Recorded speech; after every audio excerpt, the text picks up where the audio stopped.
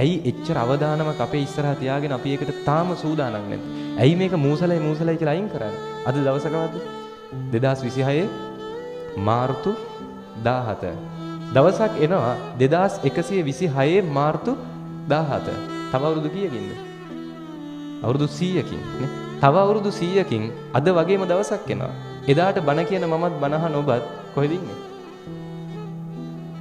අපි නෑ මේකනේ. එදාට අපි කවුරුවත් මෙතන නෑ. එක්කෝ එදාට ඔබත් මමත් මේකේ පස් ගොඩක් වෙලා ඉඳි. එක්කෝ එදාට ඔබත් මමත් මේකේ අලු ගොඩක් වෙලා ඉඳි. මැරිලා ගියන් පස්සේ ওই ජීවත් වෙලා ඉන්න කාලේ අපි රණ්ඩු වෙනවා, ඔට්ටු වෙනවා, දේවල් තමන්ගේ කරගන්න දුක් වෙනවා, ඉඩම් ටික පරිස්සම් කරගන්න රණ්ඩු වෙනවා, රණ්ඩු වෙවි කියනවා මේ ඉඩම පරිස්සම් කරගන්න මහන්සි වෙන්නේ මම වෙනුවෙන් මගේ ඊළඟ පරම්පරාවට. කොච්චර කැප වුණත් කොච්චර මහන්සි වුණත් මතක තියාගන්න මැරිලා ගිහිල්ලා උපරිම අවුරුද්දයි. හරිද? අවුරුදු 100කින් කිසිම කතාවක් ඔබ ගැන මම ගැන නැති වෙයි මේකේ. ඔබ මැරිච්ච දවසට මේ මිනිස්සු ළඟම ඉන්න පිරිස දවසේ වැළපෙයි.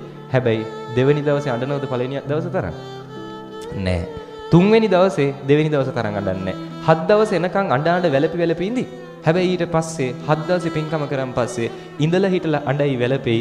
නේ හැබැයි ඒ හැටි එකක් නෑ. 3 මාසේ යනකන් සමහර විට අඬ ඉඳි කොච්චරම ළඟ බැඳීමක් තිබුණා. වැළපි ඉඳි 3 මාසේ දානෙත් දෙයි. ඊට පස්සේ විටින් විට මතක් වුණොත් අඬයි වැළපේ. අවුරුද්දේ දානේ දුන්නම් පස්සේ අවුරුද්දේ පින්කම කරන් පස්සේ අවුරුද්දක් යද්දී ඔබ ගැන මම ගැන මේකේ කතා කරන්න කෙනෙක් නැති වෙයි. එදාට අවුරුද්දේ පින්කම කරાવી සමහර විට. උපරිම උතනින් නවතී. එදායින් පස්සේ මතක තියාගන්න ඔබ මැරිලා අවුරුද්දකින් පස්සේ උපරිම ගෙදර කබඩ් එක උඩ ෆොටෝ එකක් විදිහට ඔබ ඉඳීවි. ඒ පින්තූරේට මල් මාලයක් තියේවි. ඒ මල් මාලේ පරවෙලා යන දවස වෙනකන් තියේවි. ඔය පින්තූරේට වදින දූවිලි ටිකක් පිහදාන්න කෙනෙක් නැහැ. මේ ජීවිත කාලේ මිනිස් වෙනුවෙන් රණ්ඩු වෙච්ච ඔබට, ජීවිත කාලේ තමන්ගේ කරගන්න දේවල් පොදි බැඳගත්ත ඔබට ඔබේ පින්තූරේ දූවිලි ටික යවන්න කෙනෙක් නැහැ. එදාට පින්තූරේ මකුළු දැල් ටික කඩන්න කෙනෙක් නැහැ. හරිද? ටිකක් කල් යනකන් අවුරුද්දක් දෙකක් යනකන් ওই පින්තූරේ බිත්තියේ තියෙනකන් තියේවි. ඒ පින්තූරේ කුඩු වෙච්ච දවසට ඕක ගෙදරින් අයින් කරනවා. ඒ පින්තූරේ කුඩු වෙච්ච දවසට ආයි පින්තූරයක් ගෙනෙයිද? නෑ. එතනින් ඉවරයි. ඔබ ගැන මම ගැන මේකේ කතා කරන්න කෙනෙක් නෑ. ඔබ මම කියලා කෙනෙක් හිටියද කියලාත් ඔබ දන්නේ නෑ. මට මේ ප්‍රශ්නෙට උත්තරයක් දෙන්න. අම්මගේ නම දන්නවනේ. ඔයත්තන්ගේ අම්මගේ නම? ඒ අම්මගේ නම දන්නවද? ඒ කියන්නේ ආච්චි. ආච්චිගේ නම දන්නවද? තමන්ගේ ආච්චිගේ නම දන්නවද? හා. ඒ ආච්චිගේ අම්මගේ නම දන්නවද? يعني පරම්පරා තුන අම්මගේ නම සමහර විට අපි බහුතරයක් දන්නවා. ඒ අම්මගේ ආච්චිගේ නම සමහර පිරිසක් දන්නවා. ඒ ආච්චිගේ අම්මගේ නම දන්නේ. උපරිම ඔබේ මගේ නම මතක පරම්පරා තුනයි.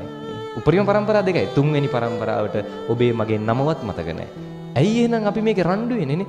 ඇයි අපි මේකේ ඔට්ටු වෙන්නේ? මොනව පරිස්සම් කරගන්නද? දැන් මැරිලා ගියොත් අපිට මේව දාලා යන්න වෙනවා. පැහැදිලිද? මේ කියන ටික තේරුම් අරගන්න. ජීවත් වෙන කාලේ මරණය අත ළඟයි කියලා හිතාගෙන ජීවත් වෙන්න. පැහැදිලිද කියන කාරණා ටිකනේ. අදක මේක තේරුම් අරන් ජීවත් වෙන්න මොනවටද ඔට්ටු වෙන්නේ? මොනව පරිස්සම් කරගන්න කියලාද? මෙතනින් දාලා යනවා. මැරිච්ච දවසෙන් පස්සේ සංසාරයෙන් අපි අයින් වෙලා නැහැ නේ. ආයි සතර අපාගත වෙන්න පුළුවන්. ආයි මනුස්ස ලෝකෙක උපදින්න පුළුවන්.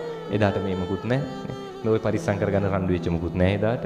තියෙන කුසල් හෝ අකුසල් විතරයි. ඒ ටිකත් ගෙවල ඉවර කරනවා. ඔහේ මේක ඉපදි මෙරි යනවා. කවද්ද මේකෙන් ගැලවෙන්නේ? ඉතින් ඒ නිසා මේ ගැලවීමේ යථාර්ථය මේකෙන් ඈතර වීමේ යථාර්ථය තේරුම් අරගන්න. මෙන්න මේක මතක් කරගන්න. මේ ටික අහලා අදින් පස්සේ මලමිනී වෙන්න එපා.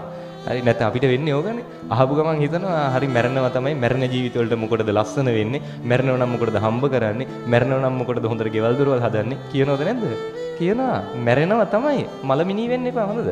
හම්බ කරන්න, ලස්සනට ජීවත් වෙන්න, හොඳට ජීවත් වෙන්න, ඇඳලා පැළඳලා, කාලා බීලා, ලස්සනට කාටවත් කරදරයක් හානියක් නොවෙන්න, සතුටින් ජීවත් වෙන්න, මලමිනී වෙන්න එපා. ලස්සනට ජීවත් වෙන්න, තේරුම් අරන් ඉන්න. මේ වෙලාව වුණත් ඔය හැමදේම නැති වෙන්න පුළුවන් කියන එක. පැහැදිලිද? බුදුරජාණන් වහන්සේ වටින ආරාමවල අද හිටියා වගේම හෙට පාරලේ වගේ වනාන්තරවල කාලය ගත කරන්නේ. අන්න ඒ වගේ හම්බ කරගත්තට කමක් නැහැ. මේ තප්පරේ වුණත් ඒව දාලා යන්න පුළුවන් වෙයි කියන අවබෝධයෙන් ඉන්න. නේ නැතුව මේ දමල ගහලා මැරනවා කියලා අතහැරලා යන්න. පැහැදිලිනේ? හරි.